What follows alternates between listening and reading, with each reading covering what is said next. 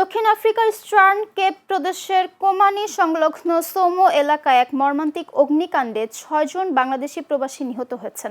সোমবার গভীর রাতে একটি দোকানের আবাসিক কক্ষে আগুন লাগলে ঘটনাস্থলেই তাদের মৃত্যু হয়।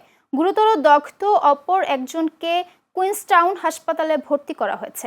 নিহতদের ৪ জন হলেন ফয়সাল, ফাহিম, শামীম ও আপন। তাদের সকলের বাড়ি নারায়ণগঞ্জের ফতুল্লা উপজেলার কুতুবপুর ইউনিয়নের কুরুগেশ্বর এলাকায়। এছাড়া আরও ২ জনের পরিচয় এখনও নিশ্চিত হওয়া যায়নি। দুর্ঘটনার কারণ জানতে স্থানীয় পুলিশ তদন্ত চালাচ্ছে। এ ঘটনায় প্রবাসীদের মধ্যে শোকের ছায়া নেমে এসেছে।